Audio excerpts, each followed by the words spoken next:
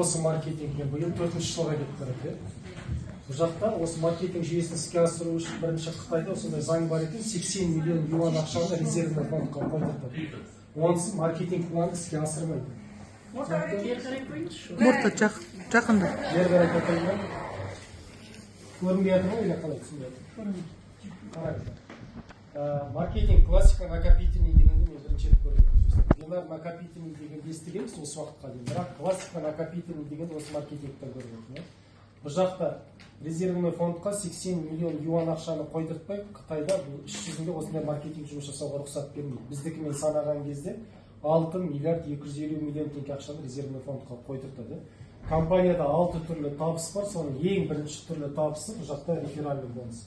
Реферальный бонус 5 линиядан 5 поколений дейін түседі. Қытайда өздерінде 5 ұрпақтан түседі деп атайды. Минимальный вход 26 500 теңгеден басталады. Оған өзіңізге я көз өнімін, я манағы спрейт аласыздар. Бір өнім алып бастайсыздар, 10% сіздерге рефералка түсетін болады, повторный покупкадан 10% сізге скидка береді. Ал команда бар бизнесті бастайын деген реферал 24 500 теңгеге 5 өнім алады, рефералка 20% түседі, повторный покупка өнімі скидкадан сіз 20% скидка алып отырасыз. 452 мың теңгеге мини склад жасап, 14 продукт алып, бірден 30% рефералка, 30% повторный покупкадан скидка алуыңыз болады. Бірақ бір күштісін айтайын. Сіз қай пакеттен тіркелсеңіз де, бұл өз пакетіңізден бастап барлық товар обороттың бәрі накопительный жинақтала береді. Сондықтан өзіңіз 26 500 теңгеде, я 24 500 теңгеде тұрсаңыз да, астыңыздан бір адам 452 мың теңгеге тіркелетін болса, 30% қылады. Сізде автоматты түрде 30%-ға көтеріп кетесіз. Пакетіңізді апгрейд жасап керек емес, тиімділігі осы да. Енді қараңыздар, біз қазіргі таңда бір аптаның ішінде біз 40%-ке шығып кеттік. Бұлардың барлығы накопительный, 1 миллион 760 мың теңгеге ешкім кірмейді. Редкі болады. Бірақ осы өз кірген пакетіңізден барлық бүкіл обороттың бәрі есептеп, сіз 40%-ға шығып кетесіз. Бір аптаның ішінде 40%-ға шығып кетеміз. Қазіргі таңда біз 10 күннен асты, біз уже 50%-ке жақындап қалдық. Демек 17 миллион 160 мың теңге деген товар оборот бұл өте жеңіл нәрсе. Сондықтан мына жақта командалық бонусыңызды енді есептей беріңіз, өздеріңіз расчет жасап. Енді қараңыздар. 50%-мен біреуіңіз 40%-мен товар оборот скидкамен алып жатсыздар. Жаңағы 26 500 теңгенің өнімін сіз, например, 30% скидкамен 18 500 теңгеге аласыз. 40%-ға шыққан кезде 15 мың теңгеге аласыз. Повторно покупка қайтадан осы скидкамен алып жатқан кезде, бірақ товар оборот, бірінші алған баға дейміз, сыртқы бағамен есептеледі. Товар обороттың барлығы. Күштісі осы да. Осы бойынша сұрақ бар ма? Қалай 50%, қалай 60%-ға шығып аласыздар? Болды, бір себептермен бір айдан кейін бастасаңызда, бір жылдан кейін осы жұмысты бастасаңызда, осы дәрежеде тұра бересіздер, түспейсіздер. Ал басқа компанияда бар.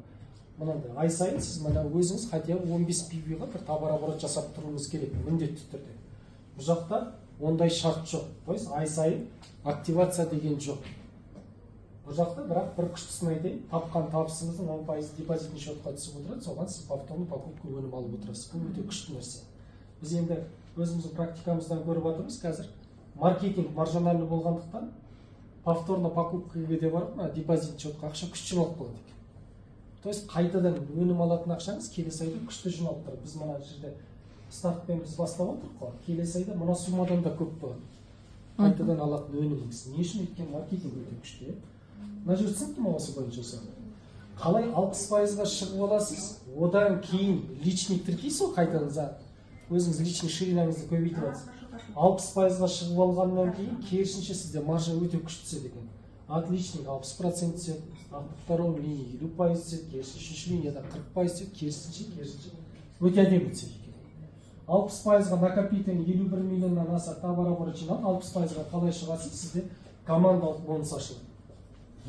Командалық бонус әр айдың бірінен 30-на дейінгі товар обороттың барлығы есептелінеді. То есть 0-ден бастап 11 миллион 200-ге дейін товар оборот жасалды ма, соның барлығына сіз 2% ала бересіз.